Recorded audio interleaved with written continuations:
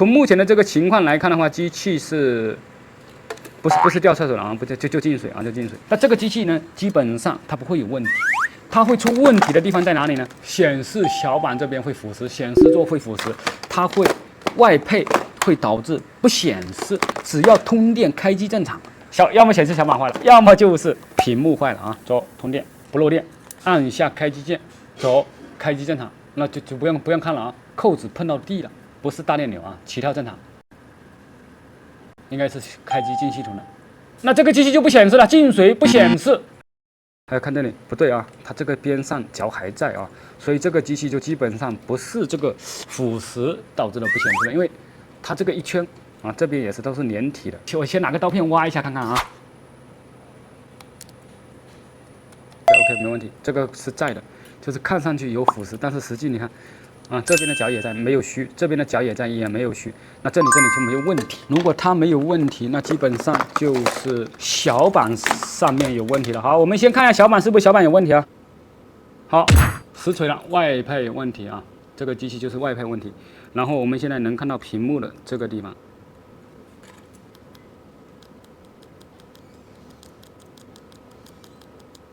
OK。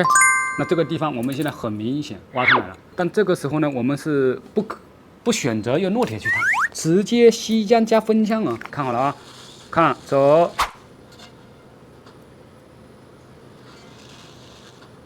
焊接好了，这个地方已经焊接好了，而且非常的结实，这边上这个没有问题。好，搞定。然后现在就是小板不修了，换吧。确实啊，确实进水的就是它这个下面的显示部分很容易烂掉。你看这个地方也烂了，这边全烂了。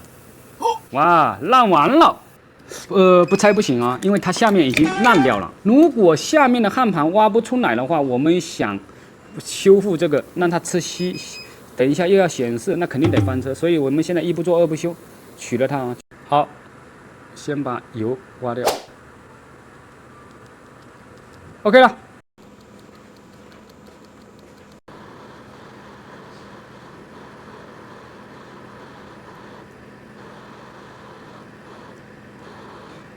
OK 了，然后呢，我把这个腐蚀的座子调到这一头啊，我们可以选择剩下的用烙铁轻轻的点焊啊，走，还有这里啊，这里走。主板上面应该还是要挖的。好了，先试一下能不能显示吧。来，看电流。啊，不显啊，暂时不显。那我们来看一下通电，4.9漏电，然后把排线去掉，通电。OK， 现在还有一个问题啊，显示 IC 肯定漏电了。为什么说显示 IC 漏电呢？来，通电通上，仔细看啊，机器不漏，扣上显示排线，漏电，去掉显示排线，不漏，扣上，漏电。所以现在我们还要解决显示 IC 漏电。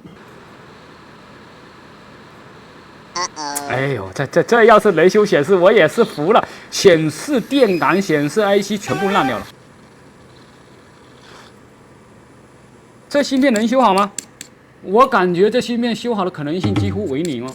坏了啊，这个焊盘已经坏了哦，它这边也坏了，想救也不行了，下面已经是彻头彻尾的烂掉了。好，我们直接换了啊。最后洗一下，然后我们装机测试。吸浆不能太多啊，太多的话太高了。OK。然后还有一个地方有问题，刚才那个电感很严重，我们现在还要试一下这个电感有没有开路，没有 ，OK， 显了，但是它只能显一下，我也是服了，P A 有问题啊，但是这个 OK 了啊。